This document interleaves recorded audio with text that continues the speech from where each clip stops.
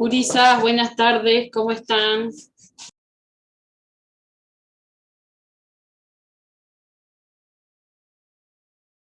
Avísenme si me escuchan. Hola, buenas tardes. Sí, yo la escucho. Leticia soy. Buenazo, yo escucho bien bajito.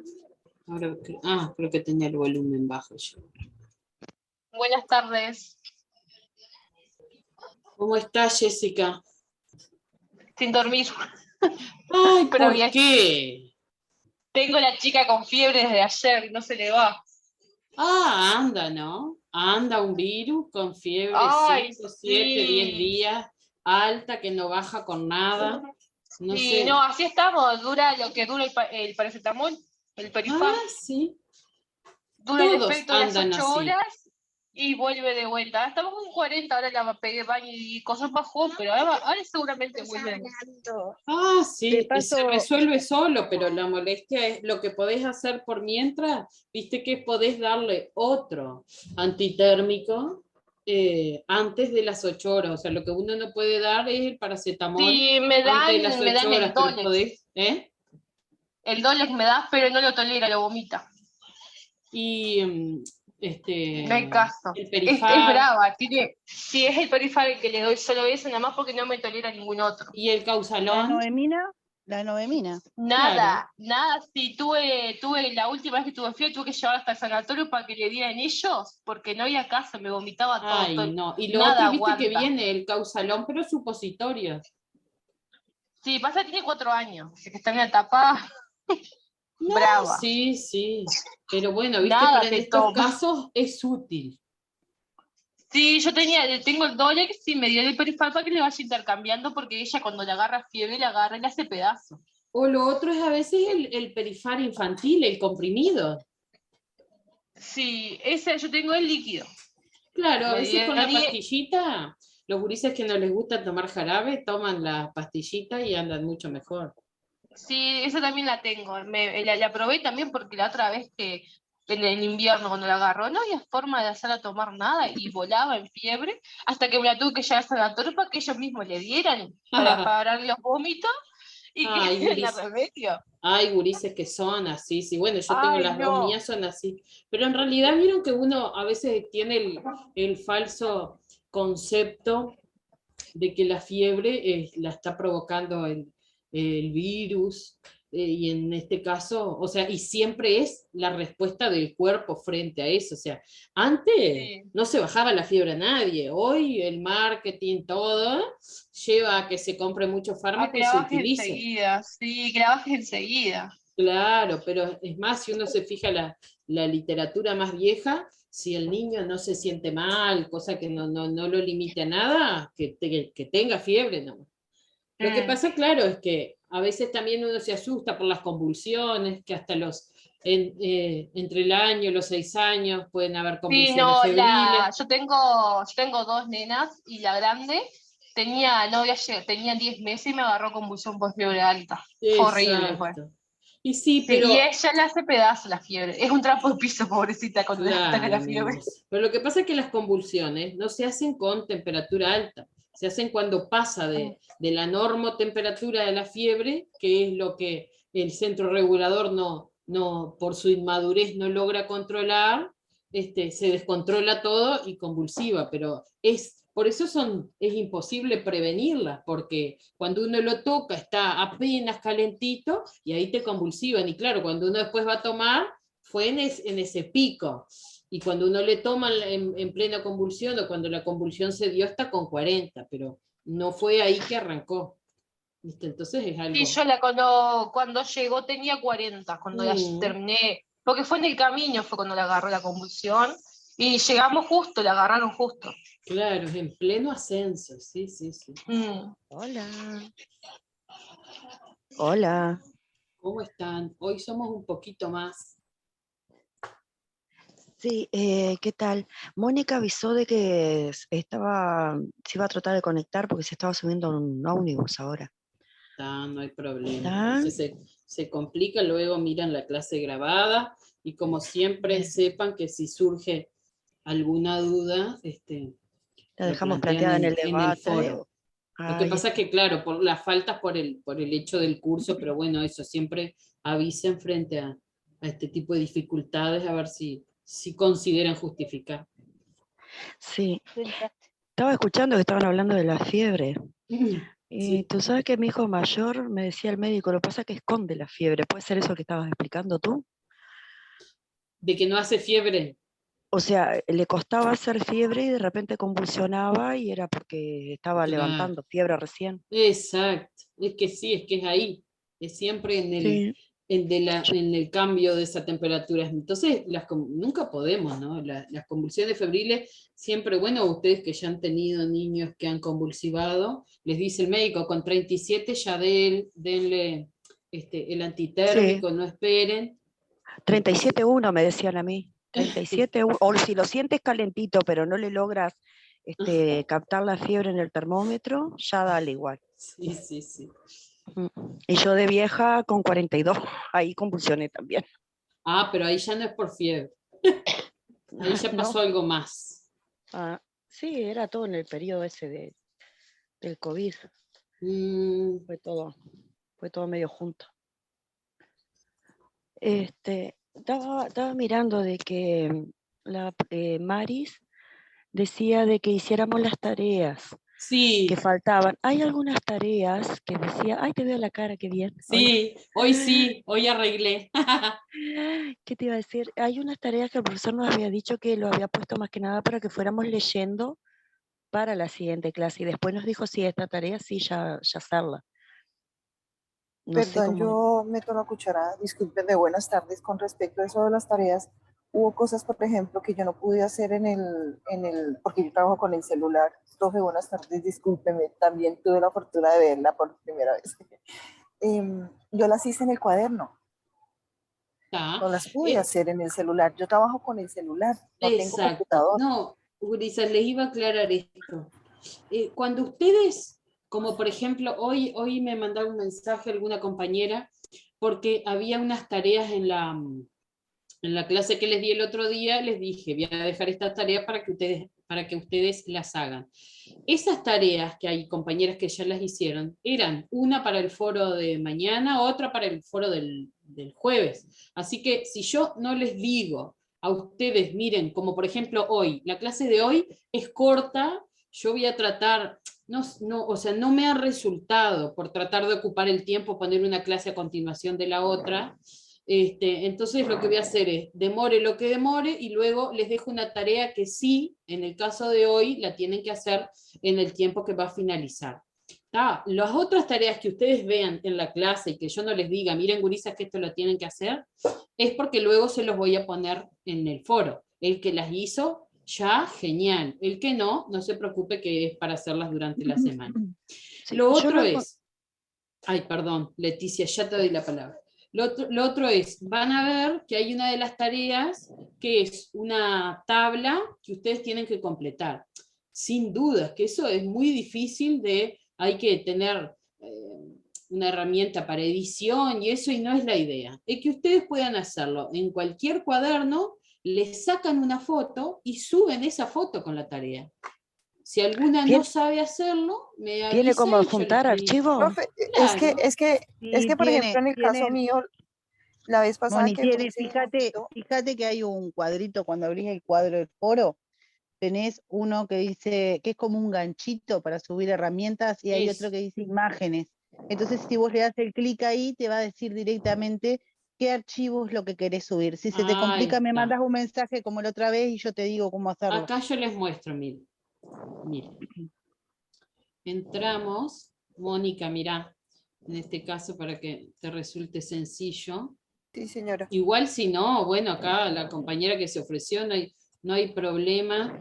Esperen un poquito. Este no era, pero igual. Abrimos acá, ¿no? Entonces, cuando ustedes ponen abrir un nuevo tema de debate, ponen acá el título de la tarea, ¿no? Y acá, mira, te dice insertar o editar imagen, o acá, por ejemplo, hay otras cosas que se pueden hacer, acá te deja link, pero vos, por ejemplo, una imagen, ejemplo, yo hago una captura de pantalla ahora, Pongo pegar, ¿viste? Y ahí me queda la imagen. Y a esto mismo le doy enviar al foro y ya está. Perdón, ¿y eso se puede hacer en el celular? Porque ese es el Sí, problema sí, sí, mío. Sí, sí. se puede, sí, te da más Porque, por posibilidades ejemplo, el la semana celular. pasada hubo una tarea del ADME que había que ponerle los números en los circulitos y yo no tuve cómo. Yo No, le saqué un pantallazo y en el celular le monté los numeritos de los pasos sobre la pantallazo. Eso fue no, lo es que hice que yo. esa tarea, Mónica, no era para que les pongan en cada circulito, era para que ustedes pongan en respuesta círculo 1, tal letra, círculo 2 y así sucesivamente. Ah, ok. Por No favor, me quedó bien disculpa que me desconecto explicado. de pronto por momentos, vengo en el ómnibus y de pronto como No, que no, por no eso. puedo escuchar O bien. sea, yo lo planteo que lo hago del celular o de la computadora y puedo y hago en ese formato. Pero ustedes no tienen por qué editar ni nada. Simplemente lo hacen en su cuadernito, le sacan una foto y lo suben. Es más, si a algunas les queda cómodo, no les queda cómodo escribir por esto del celular o lo que sea, simplemente es sacarle una foto a su cuaderno. No pasa nada. Ay, muchas gracias. Pueden Maravilloso. adjuntar siempre la foto, lo importante es que figure que la tarea está realizada, pero lo hacen de esa forma, todo en su cuadernito, además ya les queda para ustedes, no hay ningún problema. Muchas gracias. ¿Quién? Leticia, ¿no? Está por hablar. Yo, no, yo le iba a hacer un comentario, porque yo recién me engancho ahora después de 2 semanas casi, porque me fui a Argentina y perdí los documentos. Entonces, Qué hasta macana. hoy estuve haciendo vueltas y cosas, y bueno, aparte el otro profesor sabía, pero tengo 4 nenes yo, y trabajo los viernes en un hotel, y a veces los viernes se me complica un poco para engancharme, a veces los puedo escuchar y no puedo participar, pero bueno, Bien. y las tareas me puse al día porque logré hacer, o sea, formatear la plataforma para poder trabajar, porque el celular tampoco me andaba muy bien, pero ya me puse medio al día. Lo que sí me quedaba era la última tarea que mandó, que era sobre los fármacos con ancianos y con niños, Sí, y el link que está puesto no es accesible, o sea, no sé si la información que yo puedo tener me sirve para plantearla, porque si bien sí sé por qué son los motivos de las diferencias entre unos y otros, no sabía si podíamos expresarlos con nuestras palabras y sí, decir no hay nosotros, problema. o si teníamos que sacarlos de algún lado en específico y contestar tal cual estuviera. Escuchen, ese link, ¿qué pasó? ¿No les permití abrirlo? El link está, no está, está como sacado captura de pantalla. Entonces, en realidad, cuando uno le hace clic al link, no ingresa. Es como que si Ay, fuera qué una foto. raro. Ah, yo voy a resolver eso. Igualmente, Mm. siempre lo que yo les pongo en este caso, y ya aprovechamos y lo explicamos, es para facilitarles la búsqueda de información y el que lo tengan ahí. Si ustedes Ujú. buscan otra información, es totalmente válido. No hay ningún Bien. problema. Vos sabés que no sé por qué. Mira, Leticia, te voy a mostrar. Este es el trabajo, ¿no? ¿Ves Sí, cómo el link sí, a ti te deja, funciona? a mí me lo tiene, sí, pero a mí no me deja acceder. Yo quiero ingresar para hacer clic y ver desde dónde, ¿Quién sabe, dónde no? está, y no, Sí, viste, no mira, sé, yo pero hago igual clic sí. acá, y se abre. Claro, No sé. pero yo ese acceso no lo tengo. Es más, yo tengo casi todo impreso, yo me imprimo las hojas cuando los hacen. Por ejemplo, ¿Quién lo del sabe? ADME, lo imprimí, ¿tá? Y todo lo tengo como en carpeta, todo Está. impreso, Está ¿tá? Entonces, en igualmente, realidad porque me facilita a mí para estudiar, claro, sí, sí. Está igualmente, como pero les digo, son guías para facilitarles a ustedes. Si ustedes tienen, algunas pueden hasta tener algún libro o les facilita hacer otro tipo de búsqueda web, ningún problema. Lo hacen. O sea, mientras la información que brindan traten de que sean de sitios confiables, ¿vieron? Porque a veces Wikipedia, por ejemplo, que es una herramienta que uno puede editar y puede poner cualquier cosa, no sería la más adecuada para algún temario, pero Pero no la hay ningún OMS, por problema. ejemplo, tiene mucha información. ¿Eh? La página de la OMS Ah, está tiene. muy buena. Tiene sí, mucha sí, información, sí. exactamente. Bueno, muy bien, chicas, vamos a empezar. Hoy lo que vamos a ver es solamente esto, vías de administración de fármacos. Si a ustedes, como puede pasar, a veces, alguna, esperen que me voy a anclar acá para que me vean, alguna le parece, bueno, esta información es media banal, media sencilla. Esto es lo que ustedes lo tienen que saber de esta manera y está perfecto. O sea, al que le resulte demasiado sencillo, puede profundizar, no hay límites para profundizar, para buscar lo que quieran. Si alguno busca y le surge que lo que encuentran, le gustó profundizar y bueno, encontró algo que no lo entendió bien, también siéntanse con la libertad total de plantearlo acá a la clase, a todas, y para poder aprender otras cosas, o bueno, pero lo que está acá es lo que ustedes tienen que saber, ¿tá? De acá, profundizar la que quiera, con total libertad, ¿tá? Porque a veces parece un poco sencillo, entiendo también que otras clases que han tenido tenía otros términos un poco más complicados, que también está perfecto. O sea, yo no voy a decir que si fue más profundizado está mal, no. El conocimiento no ocupa espacio. Pero esto que está acá es como ustedes los tienen que saber. ¿Está? Bueno, quería aclarar eso un poquito. Bueno, clase corta, como les dije, y al final una pequeña tareita para hacer. La clase yo ya se las dejo vista en la plataforma, o sea que la tarea aparece en la última página de la clase en la plataforma, igual se las muestro acá al finalizar. Y les vuelvo a repetir, hacen una tabla, no importa que no tengan regla, la hacen en una hojita, completan eso y suben la foto. Bien sencillo. Bueno, nosotros podemos clasificar las vías de administración de fármacos de diferentes formas. De manera mucho más específica o de manera más general. En este caso la planteamos en 3 grupos tratando de incluir la mayor cantidad de vías. ¿tá? Estas son las que generalmente se utilizan. Pueden llegar a ver otras que no está acá, como por ejemplo lo que es la vía subyugal, ¿tá? Que es que hoy se utiliza únicamente en nuestro medio como fármaco el misoprostol para lo que son las interrupciones voluntarias de embarazo, que se coloca entre medio de la mejilla y la encía. Y esa vía se llama subyugal. No se las traje acá descritas. ¿Y en cuál estaría? ¿La enteral, parenteral? En la enteral.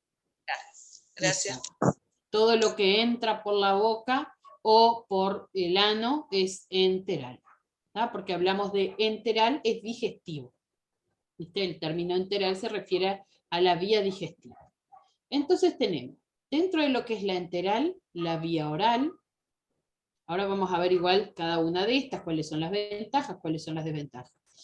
La vía sublingual y la vía rectal o intrarrectal. Luego tenemos por la vía parenteral, lo que entra adentro de nuestro cuerpo, lo que a través de la punción, lo que es la vía intravenosa, intraarterial, intramuscular y subcutánea.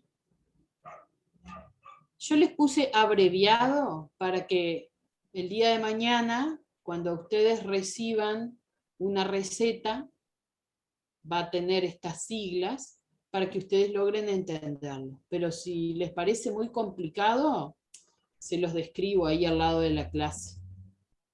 Cada una de estas abreviaciones, ¿tá? Para que no se complique. Luego tenemos otras vías, como la vía dérmica, la vía nasal, la vía epidural, intratecal, inhalatoria, conjuntival, uretral, vesical y vaginal. ¿Está? Ahora vamos a ir entonces viendo cada una de estas. Perdón, pregunto, que me quedó algo. ¿Cuál Sí. es la intratecal?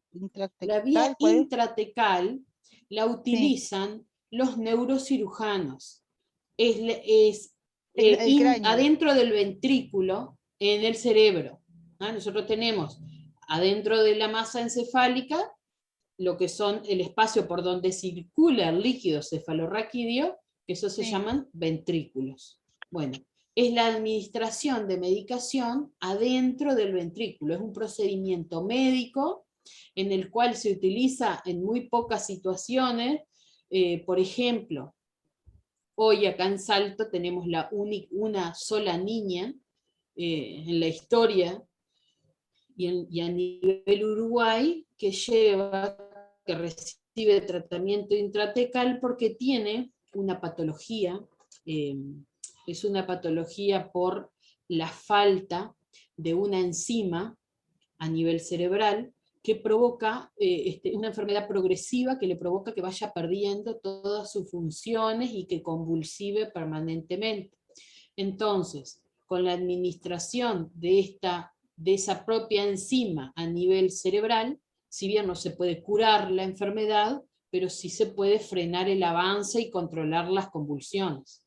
Entonces Es como un catéter, entonces. Exacto, se coloca un catéter, o en el caso de ella no tiene colocado, sí, perdón, se coloca un catéter que tiene un reservorio ahí afuera de los ventrículos, el catéter va hacia adentro y queda como una camarita de manera superficial, que se palpa, ¿no? Afuera en el cuero cabelludo.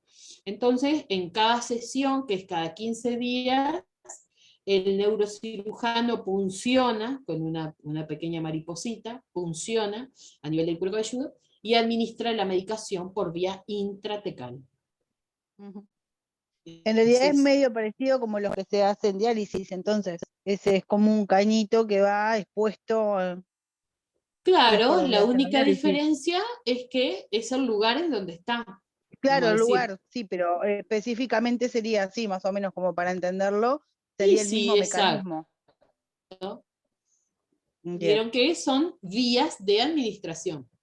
Sí. En el caso de la diálisis, si es peritoneal. Sí, es diferente, pero. Exacto, va a ser a través de un catéter, sí, que ingresa dentro del peritoneo, o en el caso de que sea la hemodiálisis, a través de un catéter que se une en dos vasos, una arteria y una vena, pero sí, son todo vías por donde podemos administrar la medicación.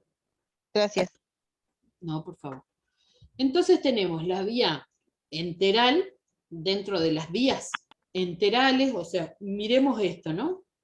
Nosotros tenemos la clasificación, las clasificamos en enterales, en parenterales o en otras. Y luego dentro de cada uno de esos subgrupos tenemos el nombre de la vía, ¿no? Entonces van a ver que luego en la tabla les dice clasificación y el nombre de la vía. Entonces ustedes, si van a poner su ejemplo de vía oral, recuerden que la clasificación entra de lo que es la enteral. Bueno, dentro de la vía enteral, la oral es una vía cómoda, económica, adecuada para lo que es los tratamientos crónicos a largo plazo. Tiene su absorción a nivel de estómago y de duodeno, que es la primera porción del intestino delgado. Tenemos que tener algunas precauciones. Hay fármacos que si son irritantes gástricos, se recomienda no ingerirlos. A veces vienen fórmulas preparadas que tienen otro tipo de cobertura para proteger la mucosa gástrica. Y sin duda que si una persona está cursando con alguna patología gástrica, como por ejemplo alguna úlcera, van a indicar también medicación a veces por otras vías, ¿no? Sin duda que no es recomendada si la persona tiene alguna patología en donde tenga una alteración en la deglución, o si la persona tiene vómitos, no va a ser esta la vía más recomendada. La absorción de estos fármacos se va a modificar en presencia de alimentos y tienen un metabolismo hepático, ¿no? En lo que se llama el fenómeno de primer paso, es decir, ¿se acuerdan cuando veíamos en el proceso LADME lo que era la metabolización? Que todo lo que eran estos fármacos que ingresan por la vía oral, el primer paso que van a ir siempre es al hígado. Algunos luego se van a eliminar también por la orina, pero siempre al primer lugar a donde van a ir cuando se metabolizan va a ser siempre al hígado. En lo que respecta a la vía sublingual, como observan acá, tiene un efecto rapidísimo, rápido e intenso, se absorbe en un 100% casi por la vía sublingual. Por eso es muy útil en situaciones agudas, es decir, picos hipertensivos, por ejemplo, el más común, crisis nerviosas o crisis de pánico, en donde son situaciones que tenemos que tratar de administrar un fármaco de manera rápida y minimizar los efectos adversos. Por ejemplo, si nosotros tuviéramos una situación de crisis hipertensiva y por querer bajar la presión rápida administramos por vía intravenosa, tenemos un riesgo muy alto de producir una hipotensión severa, disminuir la irrigación de sangre al cerebro y complicar todo el cuadro.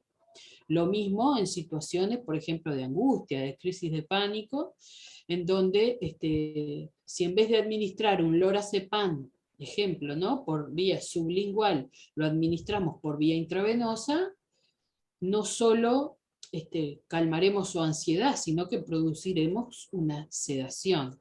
Y eso también puede llegar a complicar el cuadro del paciente. ¿Está? Entonces, cuando necesitamos que actúe rápido, que tenga un efecto rápido, pero minimizando los riesgos, vamos a administrarlo por vía sublingual. No hay muchos fármacos que se puedan utilizar por esta vía, ¿está? Pero sí, esos que les nombré, el diazepam, el lorazepam, el captopril, que se utiliza para las crisis hipertensivas, son los que con mayor frecuencia se utilizan por esta vía. Dice acá, tiene una absorción directa desde la mucosa sublingual a la vena cava superior, ¿tá? O sea que llega a la circulación sistémica, a los grandes vasos, como son la vena cava, que es quien irriga toda la parte superior de nuestro cuerpo, llega de manera muy rápida. Y de esta manera se evita un primer paso hepático, ¿tá? Porque este fármaco se disolvió,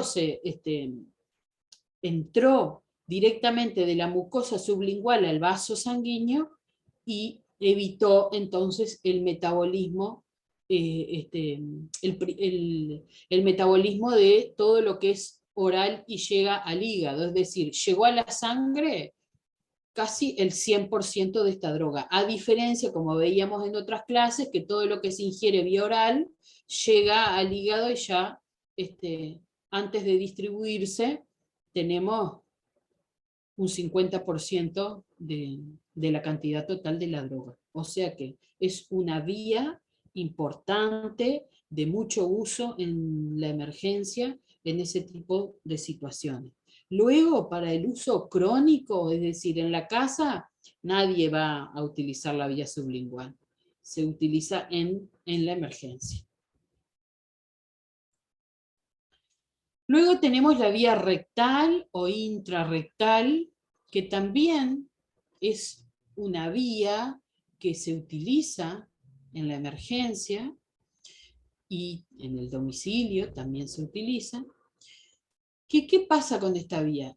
En la emergencia la usamos cuando no podemos conseguir, o sea, como vía rápida, por ejemplo, para las convulsiones, en donde no podemos lograr un acceso venoso rápido porque el paciente está con mucho movimiento, se administra por vía, por ejemplo, el midazolam o el diazepam, se administran por vía intrarrectal, con una jeringuita nomás, sin aguja, ¿no? Directamente sobre la mucosa, e inmediatamente yugula, ceden las convulsiones.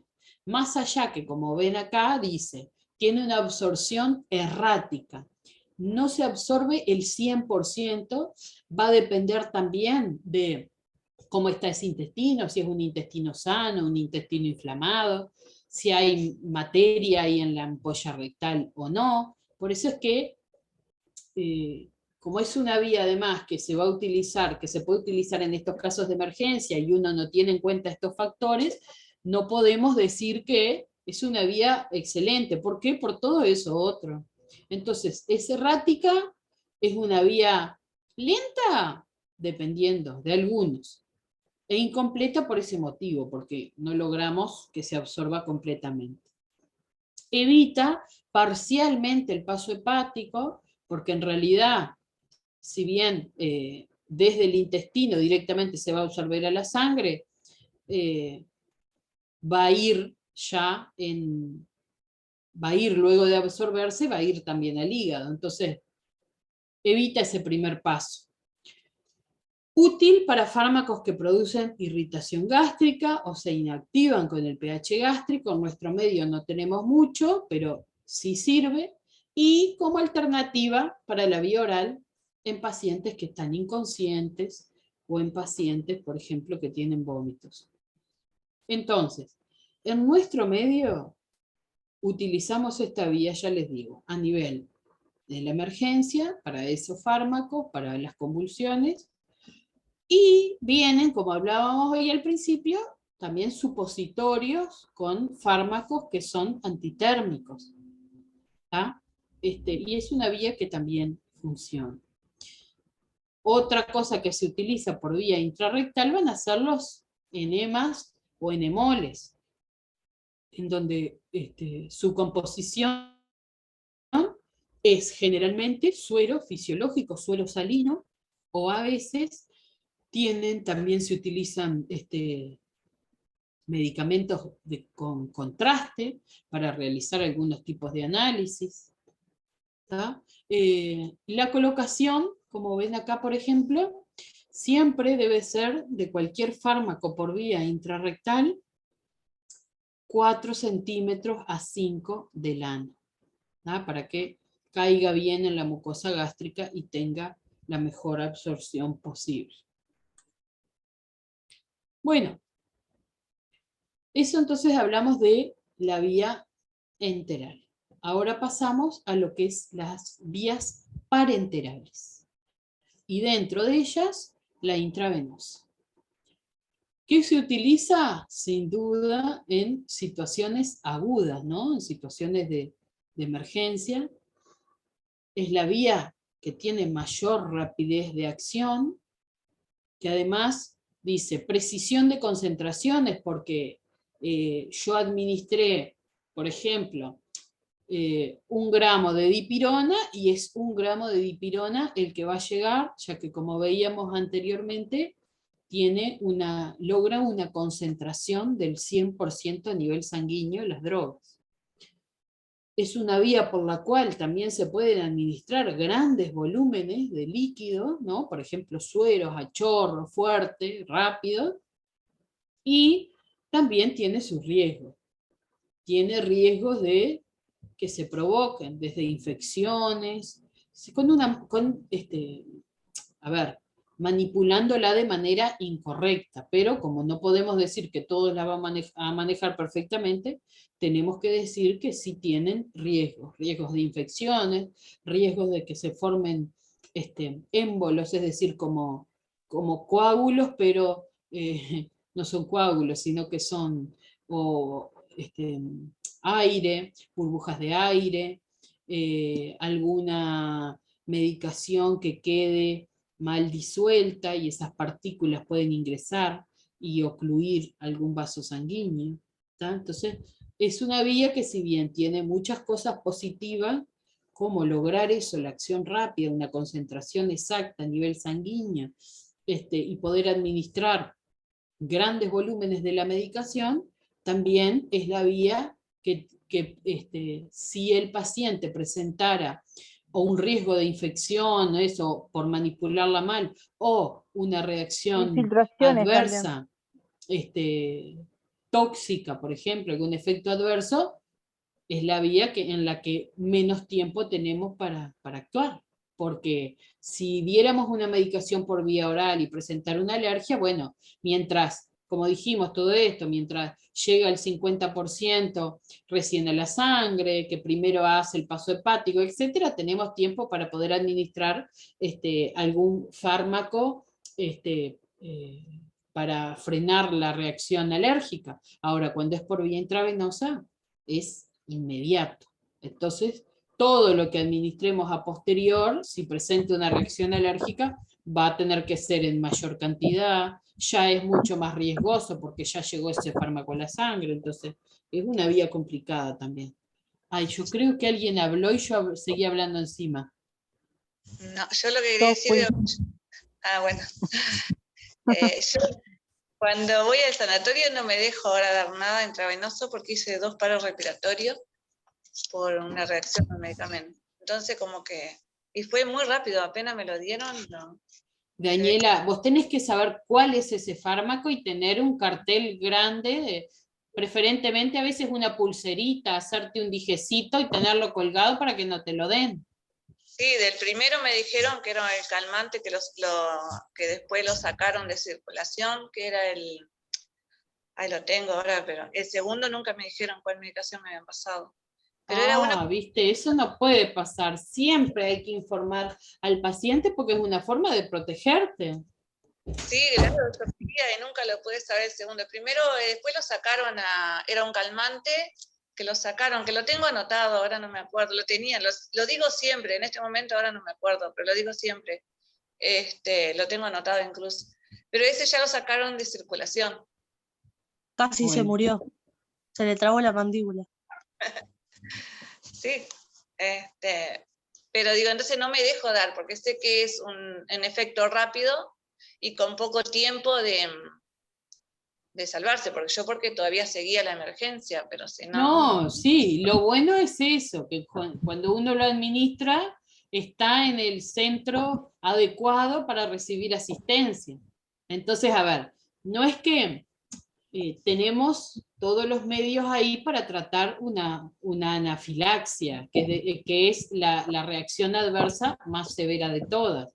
Tenemos las drogas, tenemos el control, el manejo de la vía aérea, tenemos los desfibriladores, pero uno como forma de protección tiene que saber qué es para que no se lo vuelvan a administrar, y sin duda, Daniela, que viste que por ejemplo si un día vos vas con vómitos, yo que sé, incoercibles, que no los puedes controlar con nada, y tenés que recibir una medicación, la vía es la intravenosa. Porque sí, claro. Siempre termino y al final me termino yo sacando lo que me pasan porque entro como en un pánico. Claro, ahora, me imagino. Lo he superado, pero ni voy me trato de controlar. Bueno, no dejes de ir cuando ves que lo necesites igual. O sea, sé bien el efecto que es rápido el de la vía intravenosa. Pero sí, bueno. Exacto, ese es el riesgo. Perdón que interrumpí, pero era que... No, está bárbaro, esa es la idea, que yo no esté solo acá hablando, y que ustedes vayan contando sus cosas. Igual eso tendría que quedar en el historial, ¿no? De alguna forma que tiene que saber. Eso sería lo ideal. No importa, yo les cuento, no, yo soy Leticia. ¿Quién fue que habló? Irene. Estaba hablando otra compañera. Irene, sería lo ideal de que yo abra la historia y me salte un cartel que diga alergia, pero nuestros software que hay acá no lo dicen. No, pero en Uruguay no hacen eso, en ninguno, porque en la médica uruguaya yo tengo un cartel que dice que soy alérgica al ácido acetilsalicílico. En la primera portada, me acuerdo, porque la portada es verde, y cuando estuve internada, lo primero que dieron para disolverme un coágulo fue el ácido acetilsalicílico. Por Y eso. quedé hinchada como un globo, y me estaba faltando el aire, y me decían que ellos no me habían dado eso, y sí, me lo estaban dando. Y a mí Así me que pasó no sé si de estar- están... A mí me pasó de estar adentro de quirófano y yo escuché de casualidad uno de los medicamentos que soy alérgica, que soy a varios, y era el que me iban a poner en primera instancia. Y yo les pegué el grito, no, yo a eso soy alérgica, está en mi historia. Y tuve que aprender a andar cada vez que entro en quirófano, porque he entrado varias veces, ando con una hojita, yo misma la imprimí, y yo Sí. entro con la hojita. A quirófano entro con la hojita, no me Es arriesgo. así, por eso les digo que lo mejor, porque lamentablemente no siempre los sistemas de historia clínica están, y más en una situación de urgencia, donde uno viene inconsciente, no Al lado tenés de- la historia tengo otro clínica, y primero te particular. van a atender, te van a dar todo. Entonces, uno tenga una pulserita, Y si no, la con- billetera también. En la Sí, billetera. sí, pero la billetera tampoco uno la va a tener a la vista. Siempre se pide que cuando, a ver, en Urizas, nosotros hablamos de efectos adversos y reacciones adversas leves, moderadas y severas. Cuando hablamos de algo leve, en donde hice un rash, una erupción, no va a pasar nada. Bueno, me la van a dar, pero no me va a pasar nada grave. Y bueno, pero cuando hablamos de reacciones anafilácticas, como esa nasarca, lo que hizo Leticia, eso que se infló toda, lo que le pasó a Daniela, que hizo esos paros, o sea, esas son reacciones graves. Entonces tenemos que tratar de tener algo que identifique y que yo lo tenga colgadito. Bueno, a veces no es muy lindo, pero bueno, tener algo chiquito, pero que se pueda llegar a ver cuando yo no pueda hablar, no haya nadie que pueda hablar por mí, tenerlo ahí a la vista. Porque la historia es lo último que uno va a mirar cuando va a atender un paciente grave.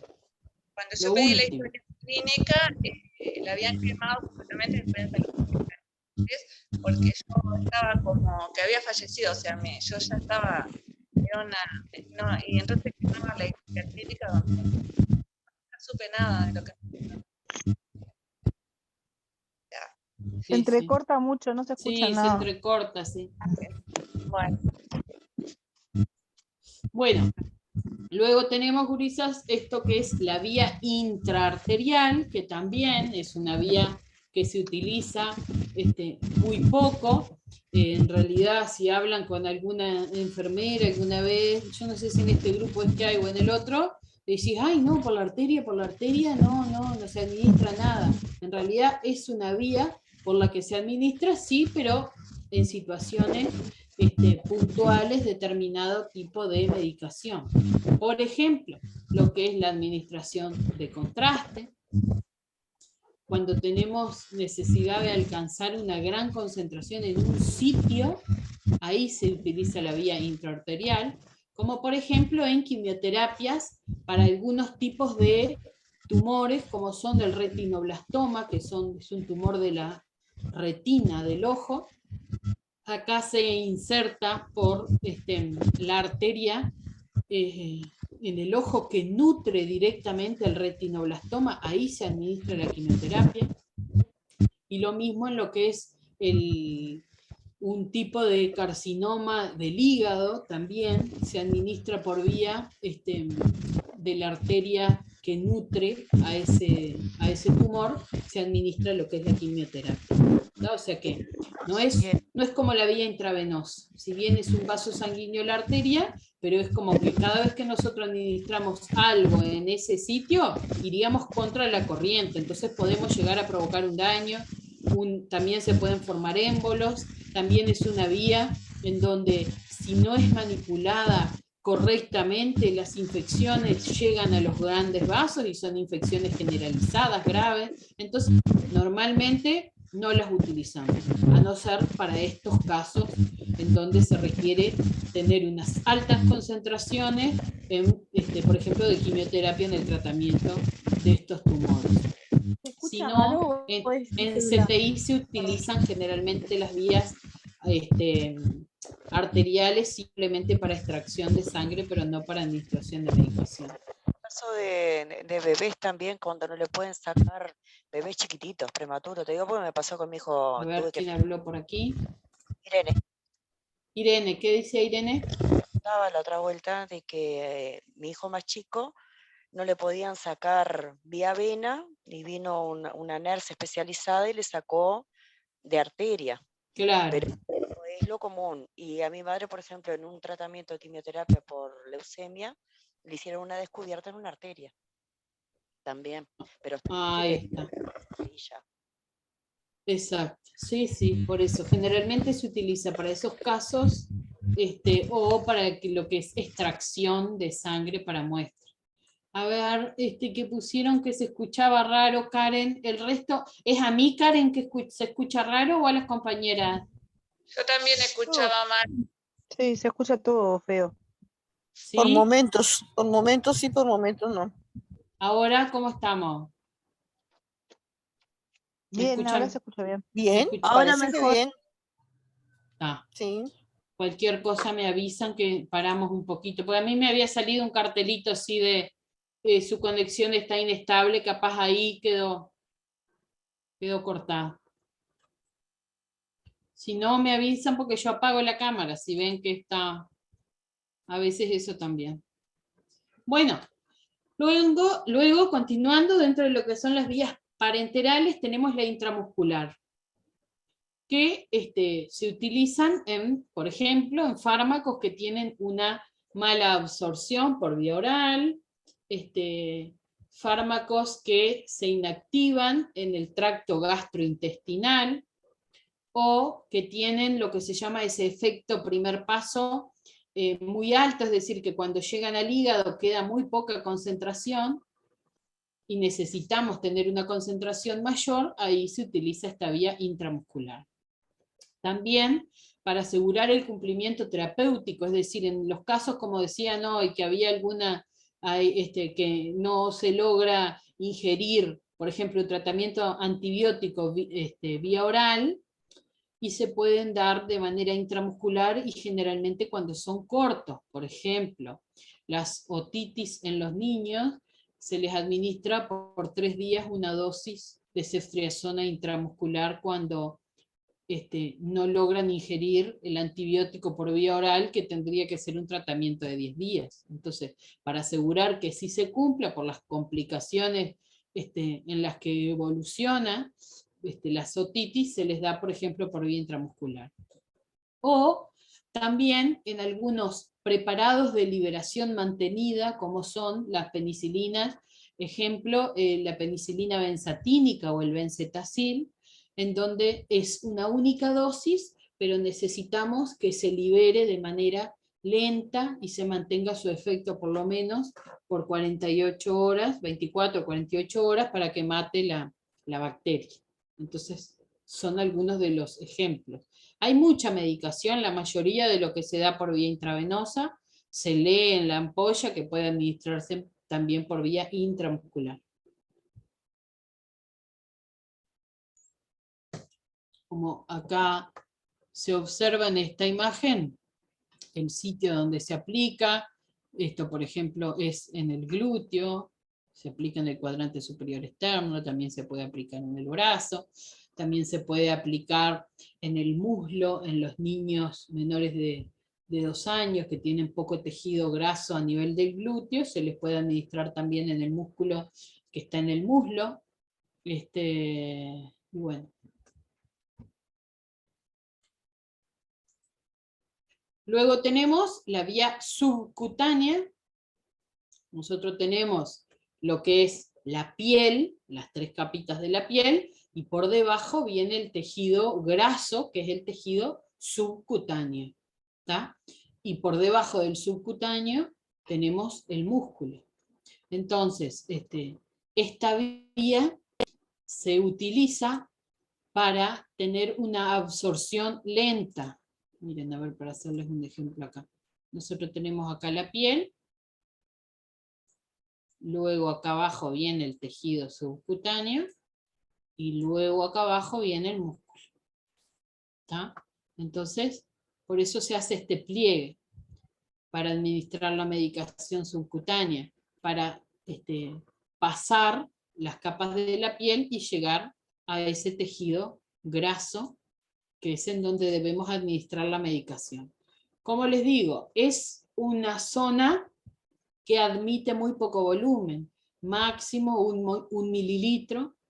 Si bien a veces administran más,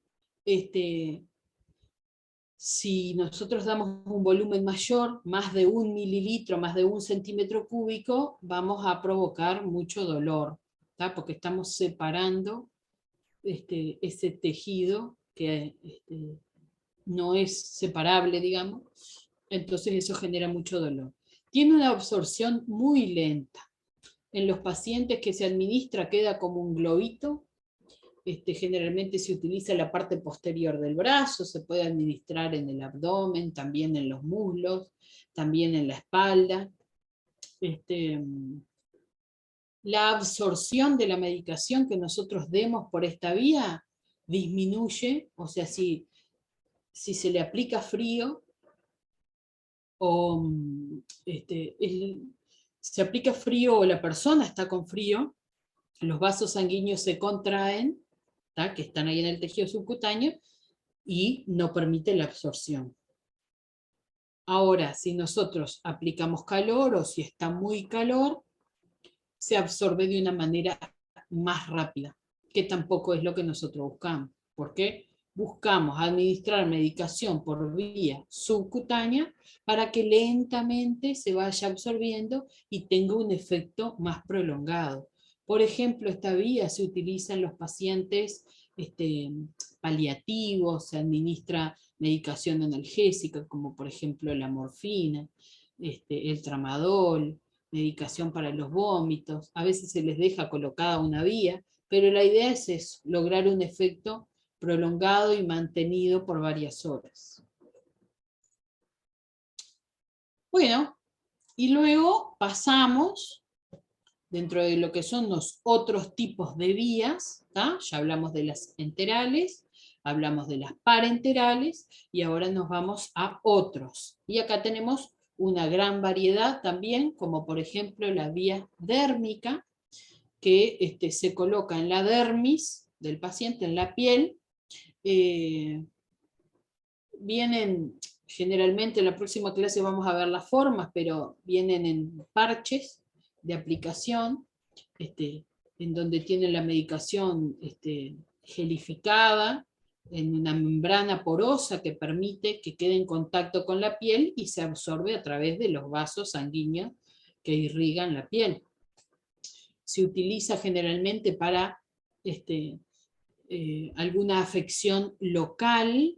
Vieron, por ejemplo, los parches de Ketofen, que se utilizan como analgésicos, se los coloca sobre el músculo en donde se tiene el dolor. Evita sin duda ese primer paso hepático, porque se va a absorber directamente a la piel y luego pasa a los vasos sanguíneos. Mejora el cumplimiento terapéutico, porque a veces estar tomando el Ketofen cada 12 horas, una vez por día, si se olvida, etc., entonces directamente se pone aplicado directamente en la zona, lo colocamos y lo dejamos, o sea que tenemos asegurado que estamos recibiendo la dosis de medicación. Y bueno, y eso mejora sin duda el cumplir la terapia indicada. Profe, disculpe, ¿le puedo hacer una pregunta? ¿Sí? Con respecto al Ketofen, es que yo les comenté que hoy estaba en cita médica, ¿no? Yo estaba tomando el Oxa B12 para los dolores de la cadera y me lo quitaron y me pusieron el Ketofen. Según el doctor, el Oxa B12 cae corticoides, pero a mí me dicen que el Ketofen también hace daño renal. En realidad tenemos que todos los fármacos tienen lo que dañan, ¿no? No hay ninguna sustancia que sea inocua, ninguna sustancia química que sea inocua. Ahora, tienen dos acciones completamente diferentes. Nosotros tenemos un Oxa B12 que tiene un complejo vitamínico y sí tiene corticoides, que podemos utilizarlo por un determinado tiempo. Los corticoides sistémicos el otro día, no sé si fue con ustedes que conversábamos, tenemos lo que son las glándulas suprarrenales que producen los corticoides y que son muy sensibles a que si detectan que hay presencia durante mucho tiempo, dejan de funcionar. Y nosotros necesitamos todos los días una dosis mínima de corticoides para cumplir las funciones de nuestro cuerpo normales y naturales. Entonces, por eso es que el tratamiento con oxabe-12 es limitado, tiene un determinado tiempo. Ahora, el ketofén, más que los riñones, provoca también a nivel gástrico, es irritante de la mucosa gástrica. Pero si estás con dolor, el ketofén es un analgésico y un antiinflamatorio. Algo tenés que tomar. Sin duda que lo mejor sería que nadie tome nada. Sí, yo Pero trato de frente a no un tomar, pero síntoma que hay que tratar, hay que tomar. el dolor es muy fuerte. Me dijeron que una diaria de ketofén. Exacto, el ketofén LP te habrán dado, que es el ketofén que se utiliza cada 24 horas. Y también, no sé cuánto tiempo te dijeron, pero se trata de que más Sí, de 10 días no prolonguen. No. Igualmente yo trato de evitar, y cuando tengo el dolor lo que hago es, si puedo, el reposo y así medio descanso un poco. De todas Exacto. formas, ya hoy me revisaron y bueno, sí, necesito prótesis. Ya empiezo exámenes y de todo para la cirugía de la Y prótesis sí, de la cadera. que eso te va a resolver, pero trata Sí, eso, de hacer eso que estás haciendo, o sea, utilizarlo para lo sí, que es las crisis en donde estás sí, con mucho dolor, sino evitarlo. Pero no sí, es que sí, eso. es más nefrotóxico que otros, no. Ok. No, es más, te irrita más la mucosa gástrica que la afectación renal que tiene. Bueno, No pues es muchachos, un medicamento con un bajo índice terapéutico, como veíamos, ¿te acordás el otro día? Que teníamos esos fármacos que estaban muy cerca de las dosis tóxicas, de las dosis sí, terapéuticas. Bueno, no es el caso del ketofén. ok. Bueno, muchas gracias. Bueno, por favor. Y después también tenemos lo que son los parches de fentanilo. El fentanil es un analgésico mayor y se utiliza ya para patologías muy agudas, con dolores. El fentanilo no se da sin receta verde. Exacto. Son fármacos controlados, exactamente. Sí, Luego vamos a igual ver eso también de las tengo por recetas. acá, para que vean, no sé, no tengo ya me los terminé, pero vienen en esto los parches. Estos de Ah, ketofén, justamente. ahí tienes ketofén. A ver, Vienen así y traen las contraindicaciones por ahí. Yo les saco una espera que... foto y las dejo por si. Interesante. Bueno, buenas. Bueno, y luego tenemos también que se busca para otros efectos, como por ejemplo, lograr una mantener un nivel, una cantidad diaria, vamos a decir, un equilibrio en dosis del fármaco. También vienen en parches, por ejemplo, lo que son los parches de nicotina, los tratamientos para dejar de fumar. Entonces te mantienen un nivel, no me sale la palabra, pero el mismo nivel diario evita la bajada de esa curva de la nicotina, que es lo que da esas ganas de fumar. Y lo mismo los estrógenos, es decir, los anticonceptivos. Vienen parches también para lograr un equilibrio en dosis diaria, generando un efecto anticonceptivo. Luego tenemos lo que es la vía nasal o intranasal, que se utiliza generalmente para el tratamiento tópico de a veces de las rinitis alérgicas, ¿no? De los cuadros alérgicos en donde hay una gran, se producen por inflamación de la mucosa nasal, se administran estos fármacos locales que provocan la vasoconstricción, o sea que esos vasos sanguíneos se contraigan y disminuyan esa inflamación de la mucosa. Tengo acá mostrario. Se le consigue. Ay, No, Leticia tiene la farmacia ahí. tengo farmacia, porque trabajaba en el Casmo, entonces Si tengo de no se le todo acá. inventa. Qué show. Este es nasal y sale así. Ay, ¿Se ve? a ¿Lo ver, llegan a ver? ahí está. Sí, se ve. Eso va para la nariz. Ese, por ejemplo, es uno de los ejemplos. Y también tenemos, por ejemplo, lo que se llama la diabetes insípida. Se administra la hormona antidiurética, viene también en fórmula intranasal y ese es el tratamiento, se administra solo por vía intranasal. También hoy vienen, bueno, algunos otros fármacos como por ejemplo solución salina, cuando uno está también con mucha mucosidad a nivel nasal, también se El administra esa Saline. solución Ese. salina, como por ejemplo el Saline, para lograr fluidificar las secreciones y que se expulsen con A mí mayor facilidad. me pusieron algo cuando fui a tener a mi nena, como no llegaba al parto, o sea, no llegaba a la sala de parto, me pusieron por la nariz algo que yo hasta el día de hoy estoy buscando qué es, no supe, para parar las contracciones.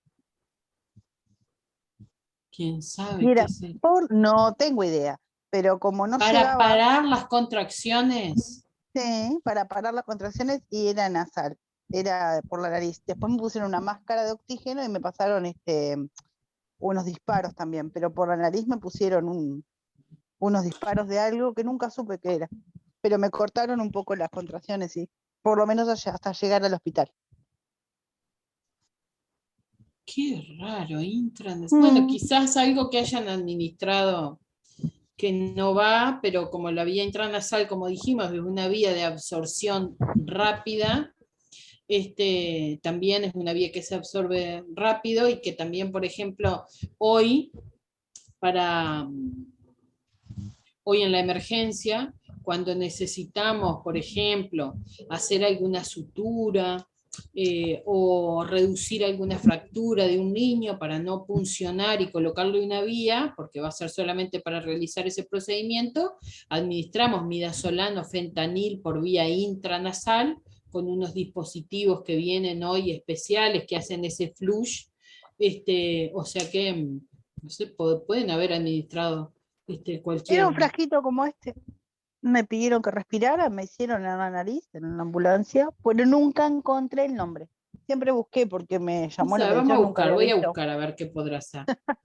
Y les contamos. Pero bueno, y hay otras cosas que se hacen que no son es el método, pero sí se hacen por la nariz o debajo de la lengua y no son pastillas o medicación para eso.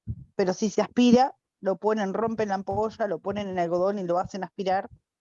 Y también rompen ampolla, con una jeringa se saca de la ampolla y se ponen gotas abajo de la lengua. ¿De cuál? En casos muy extremos.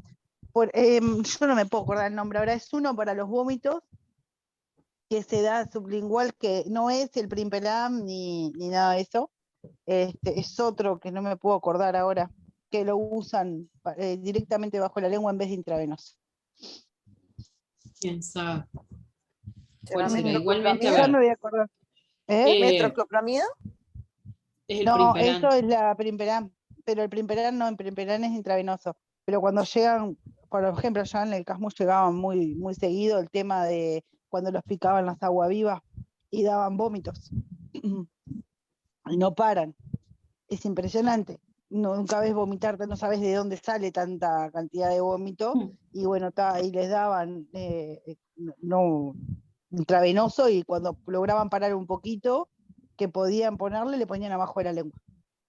Directamente. Y ahí se terminaba, se les cortaba Y a los puede 5 ser minutos. el dejaban de vomitar. ondansetron. El ondansetron, ese mismo. Claro, en realidad el ondansetron no viene para colocarse por vía sublingual, viene intramuscular, vía oral e intravenoso, pero cualquier ampolla que venga, o sea, cualquier líquido yo lo puedo colocar abajo de la lengua. Es una vía en la que se va a absorber. Lo que pasa es que hay medicamentos, hay preparaciones que vienen formuladas para eso, pero es más, es decir, las ampollas que vienen por vía intravenosa también las podemos dar por vía oral. No vienen para eso, pero poder Sí, es lo que se te pueden. decía recién, claro, es lo que yo te decía recién. Si bien no son Exacto. No se utilizan, aplicables sí. así, las utilizan para eso. Sí, sí, se utiliza. exacto. Y hasta Bueno, a veces dan hasta más resultados. Sí, a veces sí, y bueno, por ejemplo, en los niños con laringitis, en donde el Corodex, dependiendo del peso, lleva una dosis, un volumen alto, hoy también se está utilizando la ampolla de dexametasona, se las administra vía oral, que tiene una concentración mayor, tiene 4 miligramos en 1 mililitro, cuando el líquido tiene 1 miligramo por mililitro. Y si bien no es una vía, es una vía que ha sido, administrarlo de esta forma, probando, se ha logrado un buen efecto. O sea que van a poder ver que también, si bien no es como dice, se pueden utilizar. Bueno, vía epidural o intratecal, se utilizan entonces en fármacos que no atraviesan bien la barrera hematoencefálica del cerebro. Se utilizan cuando se quiere obtener una concentración alta a nivel del sistema nervioso central y tiene sin duda un riesgo de neurotoxicidad e infección. La vía, lo que es la vía epidural, se administra en el espacio epidural. Nosotros tenemos la columna y tenemos en lo que es tenemos las vértebras y tenemos un canal medular, ¿no? Bueno, adentro de ese canal medular recorre lo que es la médula y le sobra el espacio, o sea, en el canal en donde pasa la médula, tiene también junto a ella todo el líquido cefalorraquídeo. Ahí es donde se ingresa con la aguja, al espacio en donde corre el líquido cefalorraquídeo, y se administra la medicación por vía epidural, o sea, que es en el espacio epidural.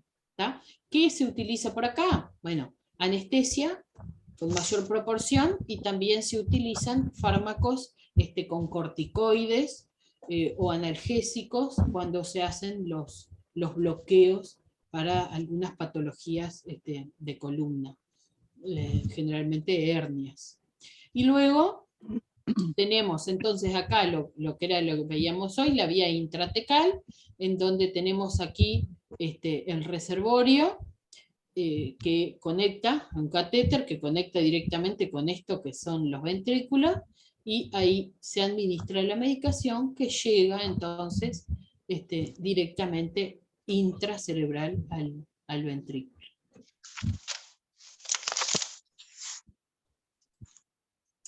Luego tenemos, por ejemplo, la vía inhalatoria, en donde se administran fármacos que queremos que lleguen directamente al árbol respiratorio, a los pulmones, a los bronquios, y también pueden llegar a administrarse, como ven acá, fármacos anestésicos, ¿no? En el bloque quirúrgico administran anestesia, la primera anestesia, la primera anestesia que va a generar esa inducción al sueño, lo hacen con inhalatoria, y luego la de mantenimiento sí se realiza por vía intravenoso, si es necesario, dependiendo del tipo de cirugía. A veces solamente con la inhalatoria es suficiente.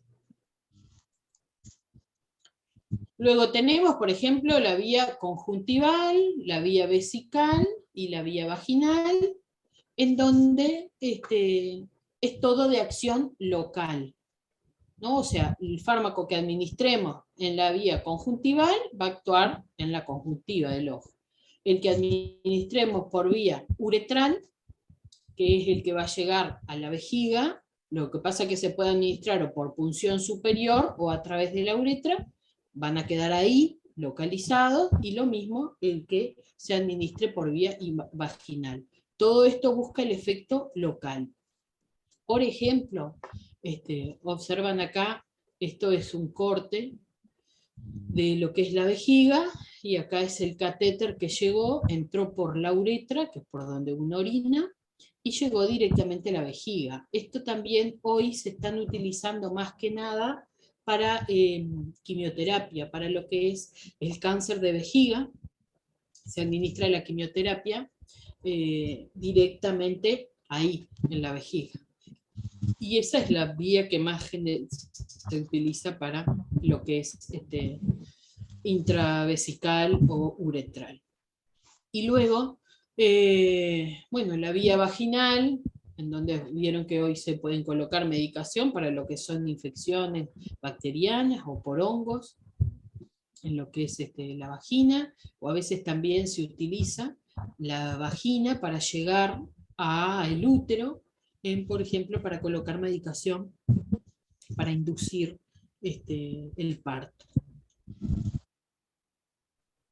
Y bueno, y esta, gurisas, es la tabla que les decía, que ustedes elaboren, ¿tá? Tienen 7 espacios, 2, 4, 7 espacios, en donde tienen que poner el nombre de la vía, por ejemplo, vía sublingual, que corresponde a las enterales, una ventaja, una desventaja, y cuál es la forma farmacéutica. Es decir, por ejemplo, si hablamos acá de la vía sublingual, tenemos comprimidos o grajeas. ¿Cuál es la forma farmacéutica? Que en realidad, si les complica la forma, no la hagan, porque yo pensaba hacer esta tabla luego también de la clase que viene y me la adelanté. Creo que no es complicado el tema de las formas, pero bueno. Forma es, ustedes ya vieron algo con Mauricio, de la manera en que viene preparado el fármaco para ser administrado.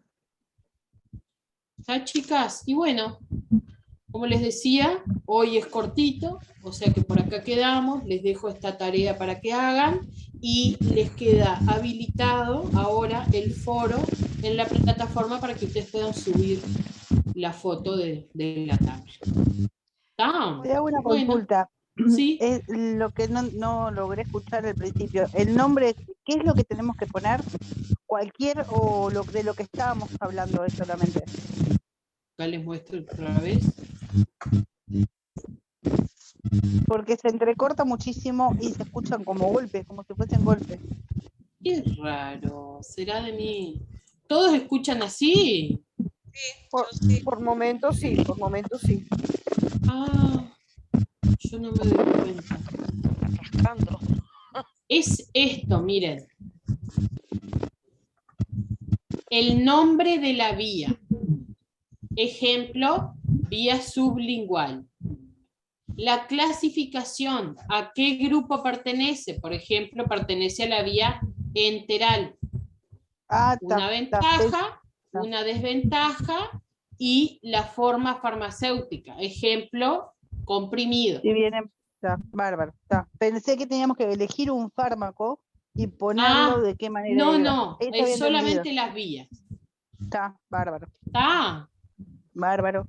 Bueno, Gracias. gurisas, que pasen bien. Igualmente. Bueno, gracias, igual. Chao. Chaucito. Gracias, profe. Chao, A muchachas. las órdenes. Nos vemos. Chao, muchachas. Adiós.